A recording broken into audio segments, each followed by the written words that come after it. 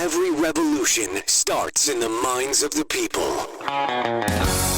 Arm yourself for the war of ideas. Take back your life. Take back your liberty. Tom Mullen Talks Freedom.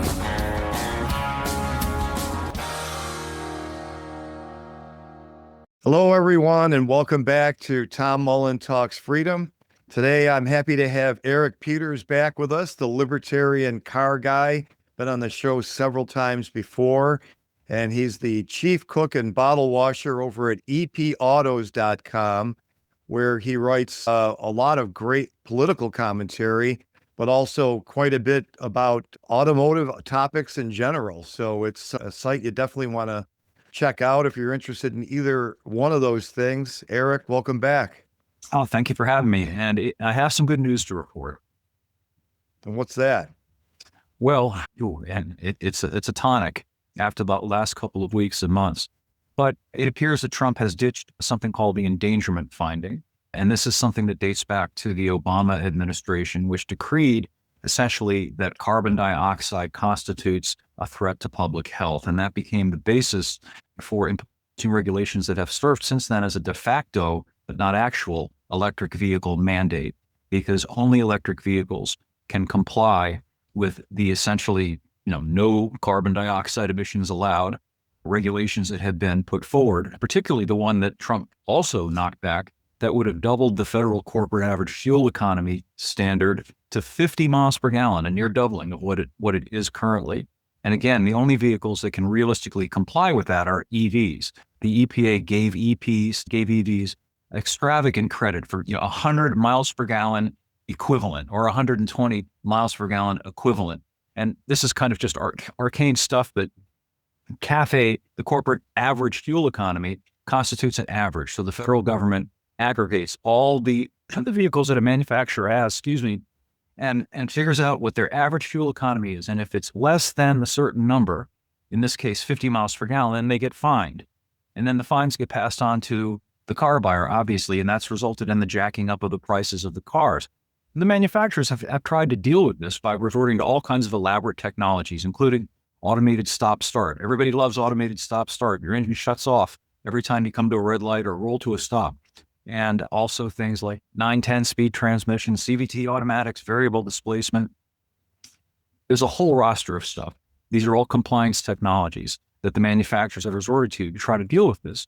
And the other thing is that the only way to eliminate or dramatically reduce carbon dioxide coming out of a car is to get rid of the engine.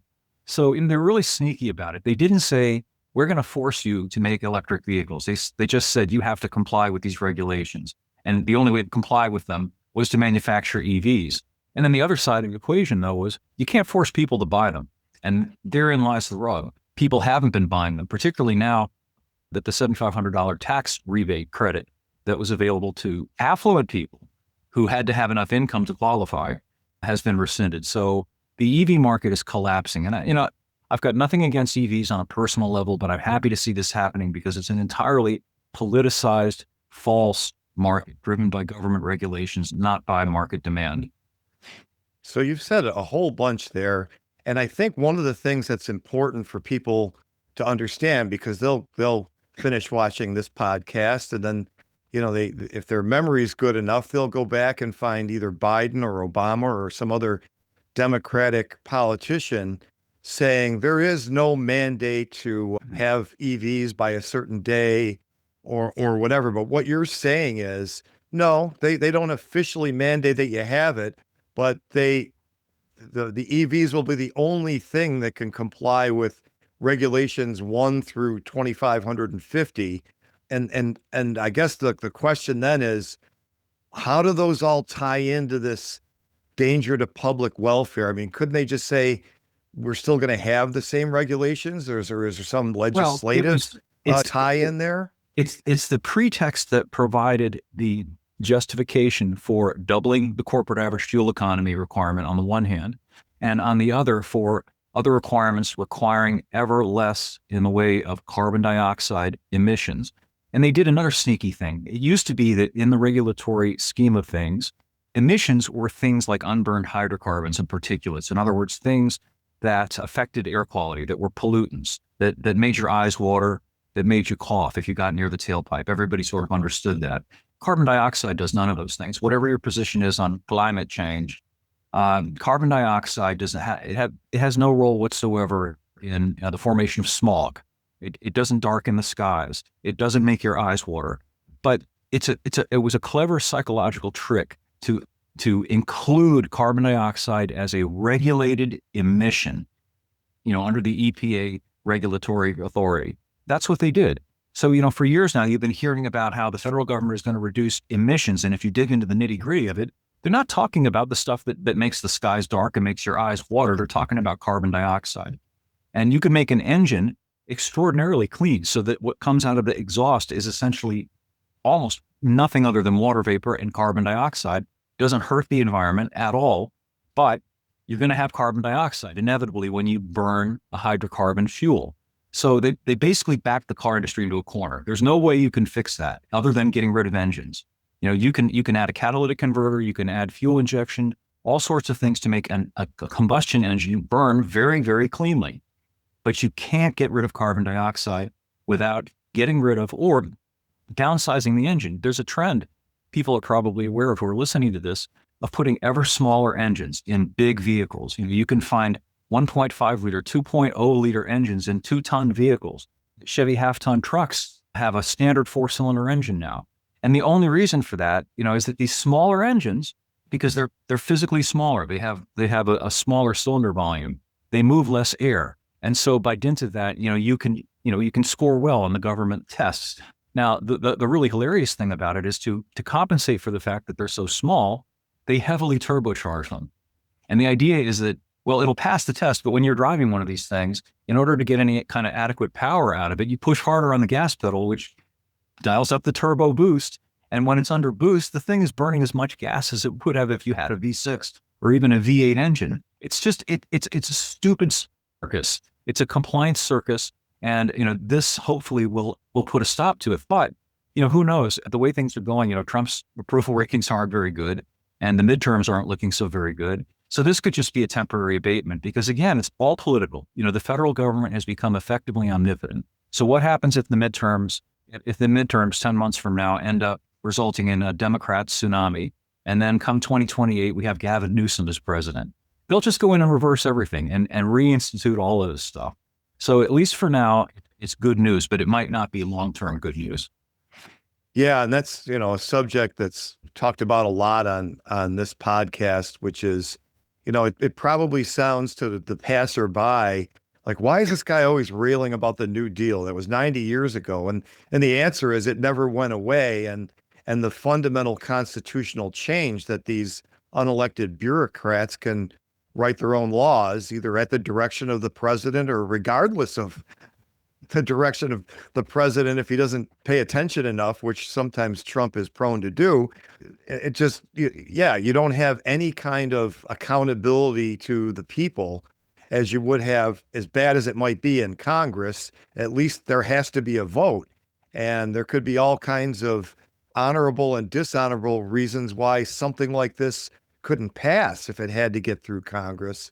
But as you say, the clock is ticking to when I would have to think any Democratic president would almost certainly put this back. Or do you think there's a chance that's not true?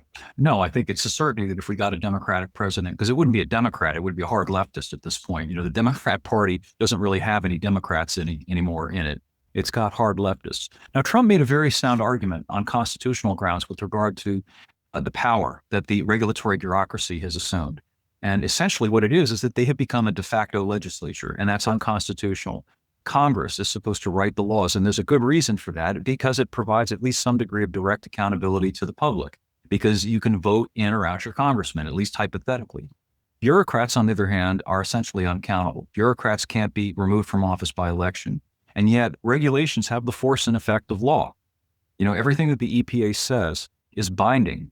And if a vehicle manufacturer doesn't abide by the regulations, if you as a business owner, leaving aside the car industry, you don't follow the EPA's regs, I mean, it's a big deal. They'll just send the cops on you. Literally, they'll send the cops on you if your violation is severe enough. So I think Trump was on very sound grounds there. I think that he should go a little farther, and I think I would like to see them address this whole idea of having these regulatory bureaucracies that have become kind of independent fiefs and restore the proper constitutional function of the Congress, which is to write laws. That's what they're supposed to do.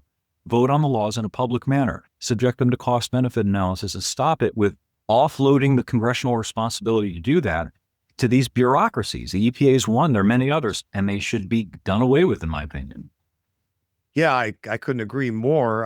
I'm afraid the boat has sailed. And they actually got into this in the Supreme Court case that had to do with Biden's vaccine mandate. Yeah. And I had Kevin Gutzman, who's a frequent guest as well, constitutional attorney. He teaches law at a university. And anyway, there's this concept called the non-delegation doctrine. It's almost like a joke because it says that Congress can't delegate its authority to the executive branch, which is what it's doing when it creates an agency and says, go ahead and make the rules. But they mentioned the non-delegation doctrine for the first time in a long time, decades, from what I understand. And they basically said, well, they can't do it too much. So the only thing that bothers me is that I understand they're trying not to put everybody in whiplash, and they're trying to proceed in an orderly manner as judges rather than legislators. But, every time this gets up to bat, it almost kind of reinforces we're never getting rid of the New Deal, at least not all the way. It doesn't feel like it. Now, one thing Trump could do would be to find an articulate person to explain to people some of the nitty-gritty that we've been talking about, because it's been grossly misrepresented. And, people to this day, the average person who isn't a gearhead, who doesn't really understand much about how cars work, will hear something like, well, the EPA has proposed that this new regulation will cut tailpipe exhaust emissions by 50%. Sounds like a big deal, but it's deliberately misrepresenting what they're talking about. Yeah, 50% of 0.05%, just to, throw out a number there. We're not dealing with whole numbers anymore. We're dealing with incremental fractional reductions. It's angels dancing on the head of a pin kind of reductions. How about subjecting this stuff to cost-benefit analysis? So, if they're going to propose a new regulation, okay, well, what will this regulation do exactly? What does it mean? Can you show that it's going to have a demonstrably beneficial impact that everybody can see and understand? And what is it going to cost? That should be the debate, in my opinion. Yeah, and you've written a great article called, which we'll link to on the show notes page, called "The Endangerment That Never Was Is Over," where you talk about some of those things. And then the other part of it, and I've seen this in non-automotive industries that I've been involved in, you talk a little bit about how the private companies, it almost seems like you don't even have to regulate them anymore. They're happy to go along with this crazy idea that CO2 is a poison. Yeah, they, I think, made a disastrous decision 30 plus years ago when they began to stop fighting the regulatory regime. And instead, they began to anticipate it and, even tried to come up with their own proposals that would then be new regulations, trying to outdo one another, showing just how efficient, clean, and safe they could be. And having accepted that, by doing that, they basically agreed, yeah, the government's right. We should be doing these things. It's very hard for them to walk that back now. They've also made a tremendous investment in all of this stuff. With the EV thing, for example, I wrote an article today about the currently admitted to losses to the tune of $55 billion on this EV debacle. It's staggering. There are a number of car companies that could actually go out of business as a result of this because of the losses that they've incurred, essentially trying to force something onto the public that the public by and large doesn't want. There's some people who like EVs, and that's fine. But for most people, EVs are too expensive, they're too impractical, and they don't want them. And as long as there are alternatives to them, they're going to continue to choose those better alternatives. And so what do? Now they have to figure out how, okay, we're going to just accept that we made these catastrophic malinvestments. And now what we're going to do is reinvest in the things that the people want. But what happens if 2.5, 3 years from now, we get a hard left president? And then it all comes back. And then they've invested billions of dollars trying to bring back cars that the market wants, but now they can't sell them effectively. They can't recoup their investment because they've become illegal under the new regulatory regime. It's a disaster. And part of that part of the problem is this whipsawing. There's no stability. There's no predictability. It's just constantly being jerked around by these arbitrary political fiats emanating out of Washington. Yeah, and I mean, my first impulse is to get angry with the car companies, but you make a good point. I mean, probably the safer play is to just go along with this and say, okay, they obviously want us to make these, and they're going to keep at us until we do. So we're just going to, if we get a Trump once in a while, we can ride that out. But we can't reinvest. They can't reinvest in making IC cars, or at least new designs, because the chances are that they're going to be that completely was no chance to sell those at some point in the very near future.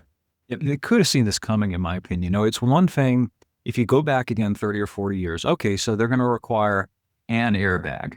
They're going to require freeway catalytic converters, and effectively, you're going to have electronic fuel injection. Okay, it adds somewhat to the cost of the car, but the car is still viable in terms of being a marketable product that enough people will want to buy to offset the add-on costs of all of these things.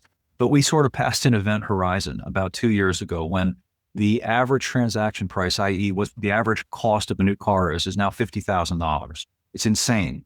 To use the left's words, it's not sustainable.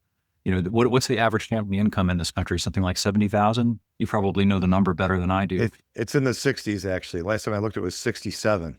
Right. So there you go. I mean, it's like, okay, so you're going to tell me that, a family that's making 60,000 something gross is going to buy a $50,000 car, and then they're going to pay the insurance and taxes on that thing, which are, twice, 3 times what they were 3 or 4 years ago. It can't go on. Now, there's an aspect of this that's actually very dark, which is that perhaps that's what's intended. Perhaps what they want ultimately is for the great masses of people to no longer own their own car. And they even talk about this openly. They talk about becoming mobility companies, and instead of selling cars, selling transportation as a service, meaning essentially, you tap your phone and your Johnny Cab shows up. You rent the ride. You no longer own the vehicle because you can't afford to own the vehicle anymore. It becomes something that is a luxury for the very affluent only.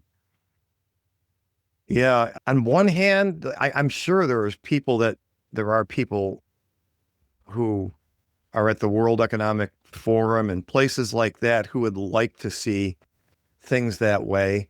The hopeful part of me thinks, well, no, they don't want to stop selling us cars. They just want us to pay more than we otherwise would in a free market. Mm-hmm. And, like you said, they could be selling us that service, but it just seems like there's an opportunity to say, well, you have to buy a car, but it's going to be more expensive, and it's going to be the ones we tell you, not the ones that you want.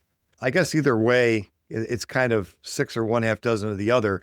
I look at everything to do with the regulatory state as what Oppenheimer called the political means. How can we use the government to make money rather than just trade honestly on a voluntary basis? Absolutely. And one way is, we're going to write so many rules that you can only buy from the people who got us into office. Yeah. I mean, essentially, the reason that Tesla became the vehicle manufacturer with the highest market cap is because of the government. The reason its stock valuation got so high was because of the expectation the government was going to continue to prop up this electric vehicle market. Also, Tesla was able to force as they call them, legacy. They always use these gaslighting terms, the legacy car companies, to finance and subsidize the building of Tesla by effectively forcing them to buy carbon credit from Tesla, because Tesla was the only car company at first that was making mass marketing electric cars. All of the legacy automakers hadn't yet malinvested in their own EVs, but they had to reduce their carbon footprint. They had to either make their own EVs or they had to buy carbon credits from Tesla that served as a proxy for having built EVs on their own to satisfy the regulatory requirements. So Tesla made billions of dollars, essentially extorting these regulatory credits from the so-called legacy automakers. It's absolutely despicable. It's like something out of an Ayn Rand novel. Like the most despicable villains that she created are actually real life people. You know what's funny about when I read Atlas Shrugged 25 years ago or whenever it was, Yeah, I liked it to the extent that it was saying the unsayable at the time, and there's a lot of things I liked about it. But I used to think things like the dog eat dog rule and that were just too hokey to be like reality. But then you see the stuff that they come out with, and it really does sound as hokum as some of the stuff she had in her book. And I understand the carbon credits thing, but you probably know it cold. Is it a matter that they like hand out the same amount of money to everybody like Monopoly, but since Tesla doesn't use any of them, that's where everyone has to go to get No, more? it's just a wealth transfer regime, at least at the beginning, particularly because Tesla was in this uniquely advantageous position of being exclusively an electric vehicle manufacturer. And so it was regarded as producing zero emissions vehicles exclusively. Very, very good. If you're one of these climate change people, and of course the federal government was completely riddled with those kinds of people for a while, probably still is.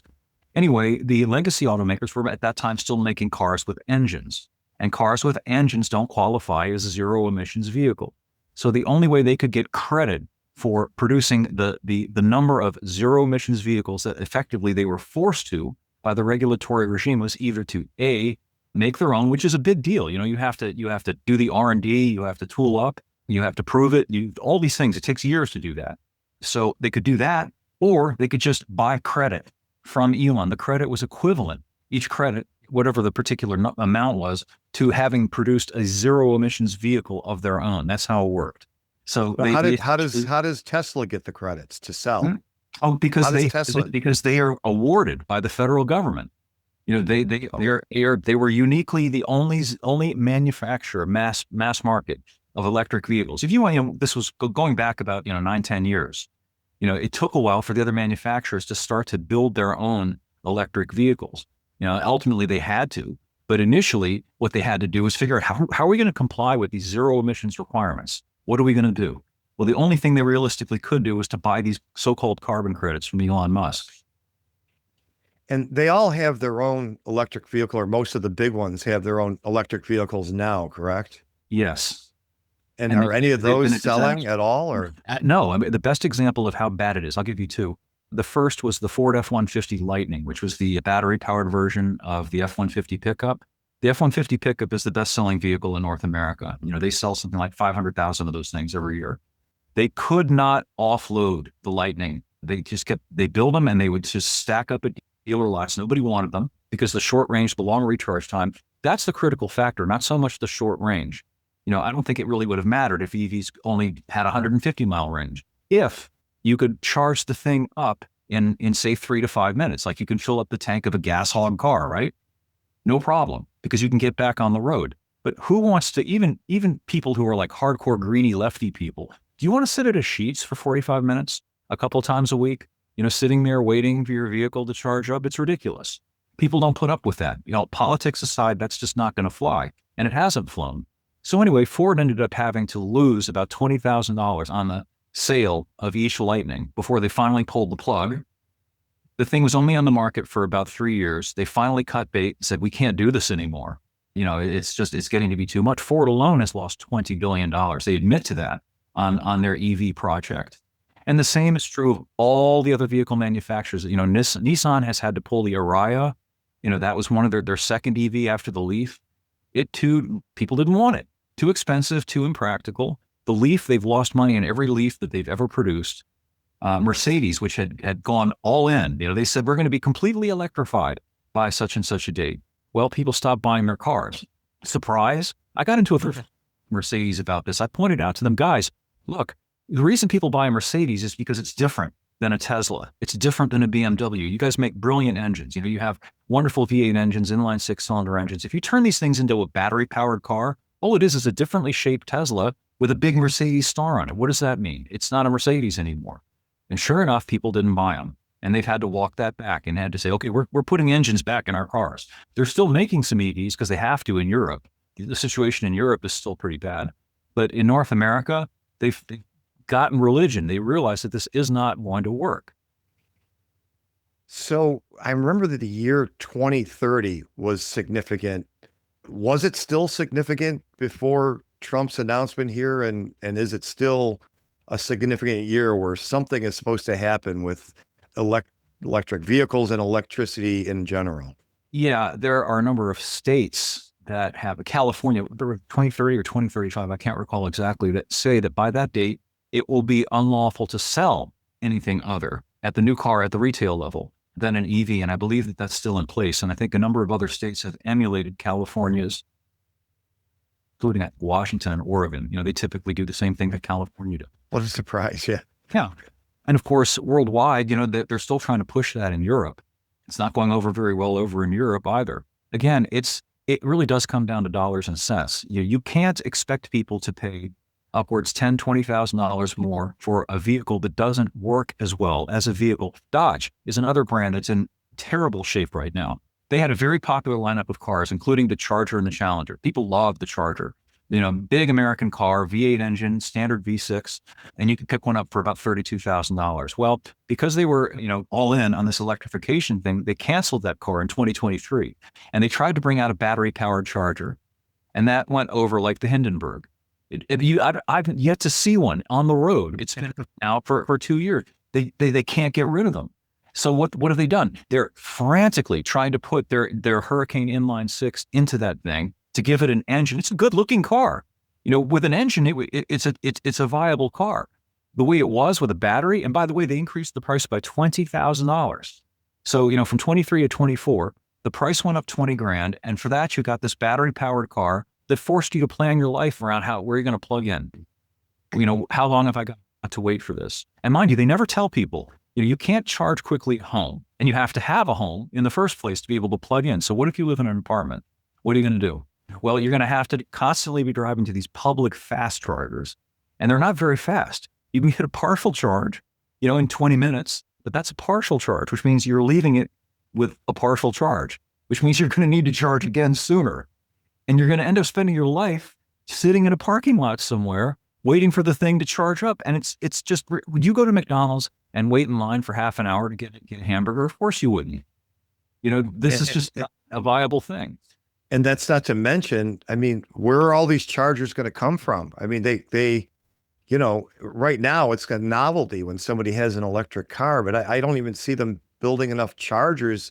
This is 2026. 2030 is 4 years away. If some of these hard deadlines are that close, where are the chargers going to come from? Well, you raise a very interesting question. Now, the Biden bill allotted a huge sum of money to build fast chargers, and that's fine. The problem is, where's the generating capacity going to come from? Where's the electricity going to come from?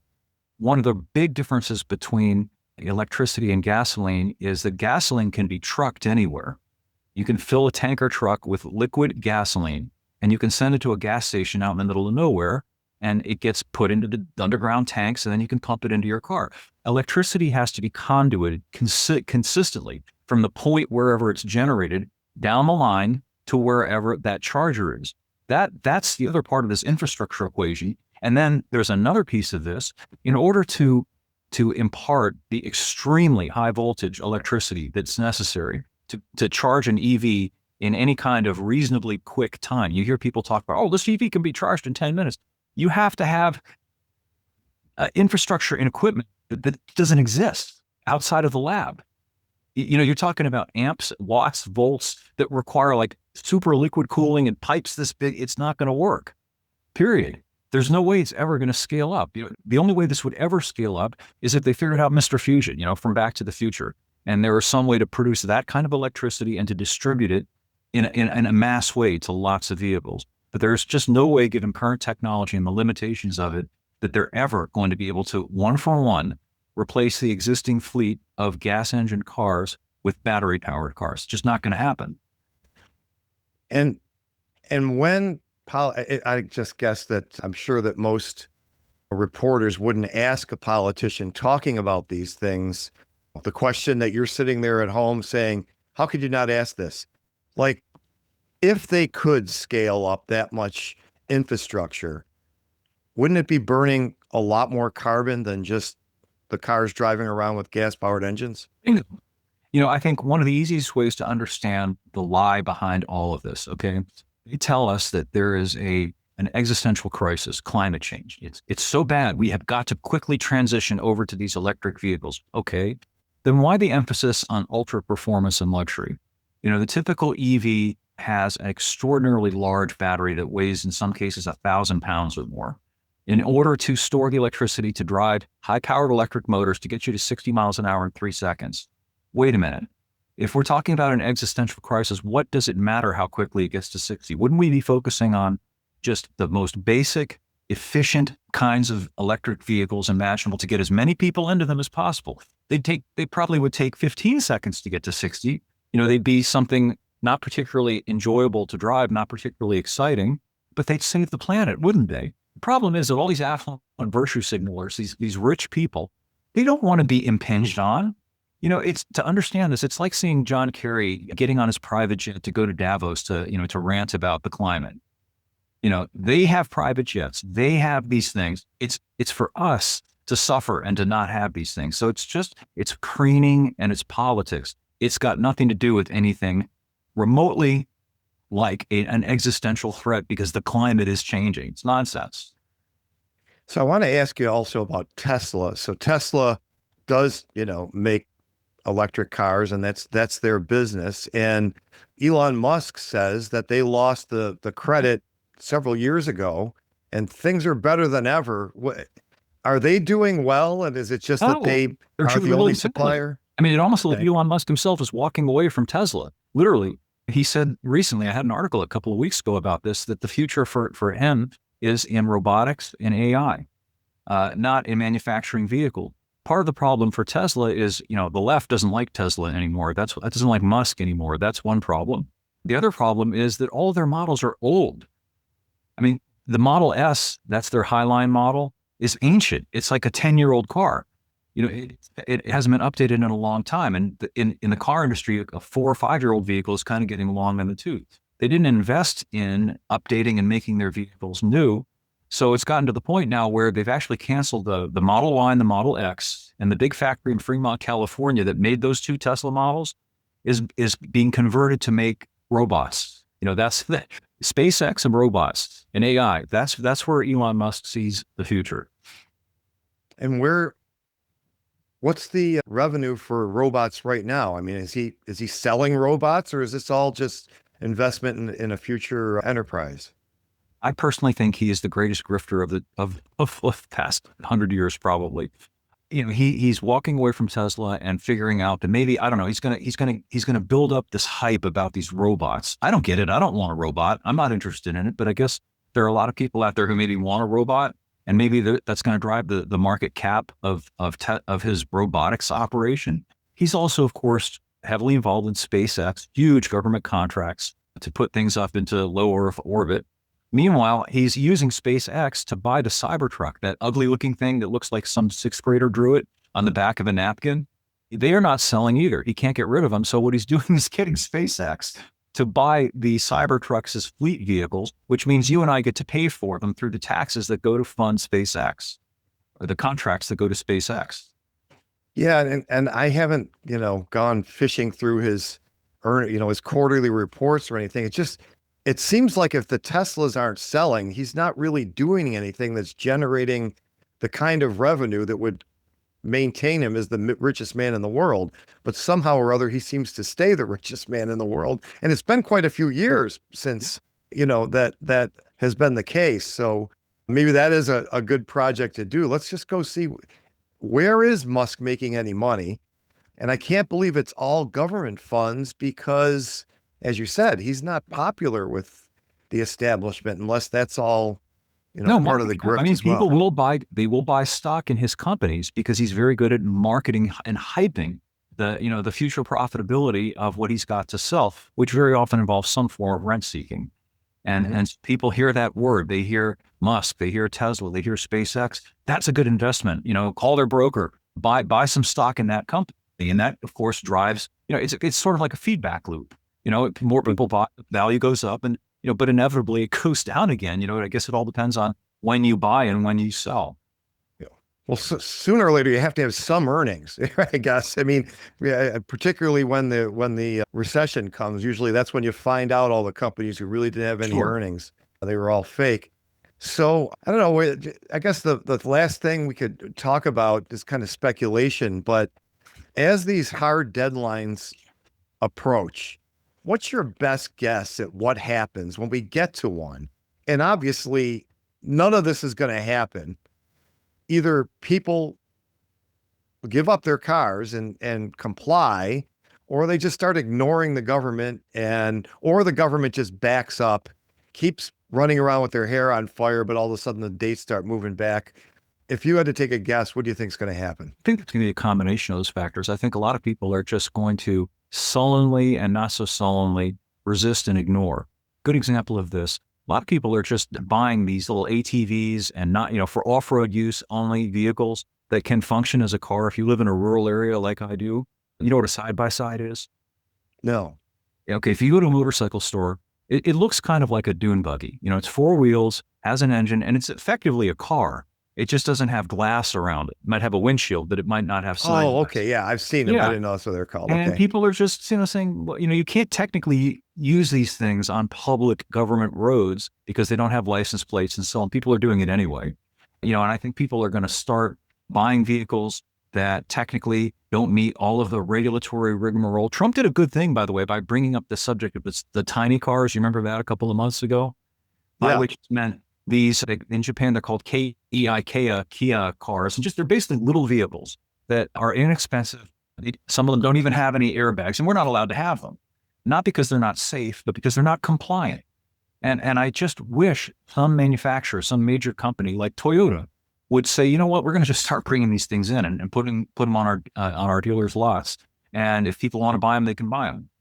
I think they have now got a friendly administration. I don't think Trump would sick the federal shock troops on a Toyota dealership if it were to stock, let's say, as an example, the little Hilux Champ pickup. Are you familiar with that?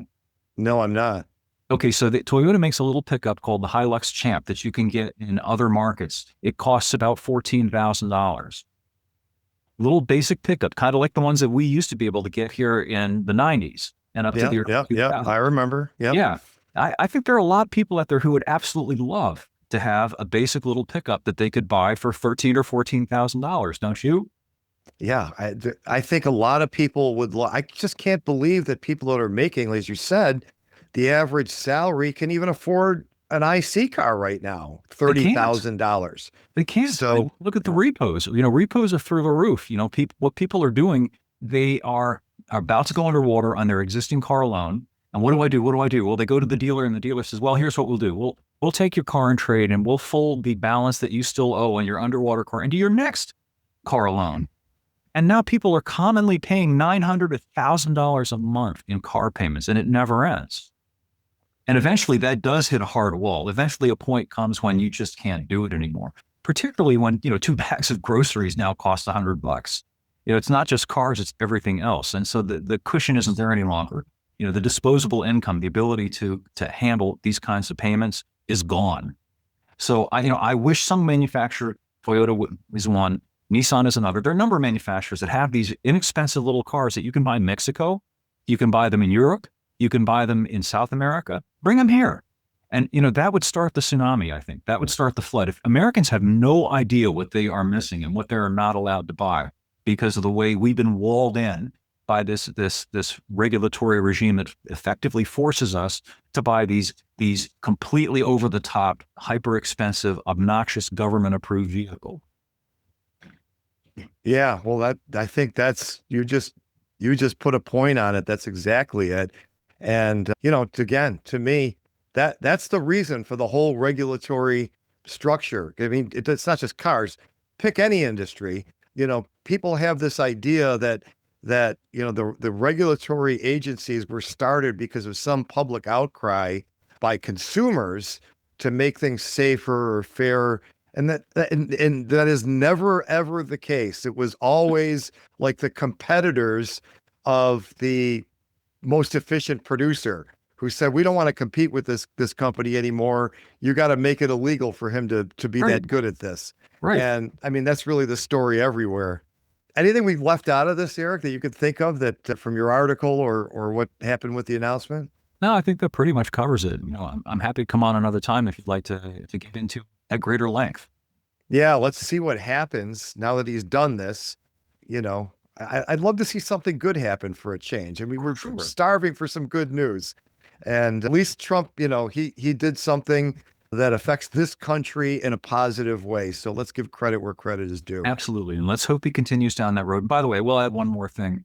I would like the question to be raised. Why is the federal government even involved in saying how many miles per gallon anybody's car ought to get? Nobody's being forced. Nobody's had a bayonet shoved in their back to buy a 15 mile per gallon SUV. There are vehicles on the market that get great gas mileage. There's vehicles that get not so great gas mileage, but have other attributes. A truck that can haul and pull. People want that. We don't need the federal government to hold our hand and put a bayonet in the back of the car industry and say, you have to make every vehicle fuel efficient. At one time we were able to choose. Go back to the 70s, you could, if you wanted to, buy a Cadillac DeVille with an 8-liter V8, or you could buy a little Datsun, that got 40 miles per gallon. What's wrong with that? Right. Right. The idea that somehow the car manufacturers would only, if the government didn't protect us, would only be selling 8-liter Cadillacs that got 9 miles per gallon, it's ridiculous. There's a market for high efficiency vehicles. The problem I've got, the bone I pick, is this idea that every vehicle has to be fuel efficient no matter what it costs you. Yeah, it's almost like they get maniacally obsessed with one thing. I don't know, stopping the spread of a virus, and just ignore all of the collateral damage or trade-offs that go along with their obsession with that one thing. I don't know, maybe I'm paranoid, but yeah, Eric, it's been great talking to you, and we'll get together again a lot sooner next time, and let's see where this goes. Cool. Thank you, Tom. Appreciate you having me on. The war of ideas has only just begun. Arm yourself with the knowledge you need by heading to TomMullenTalksFreedom.com and subscribing to our email list. And remember, every revolution starts in the minds of the people.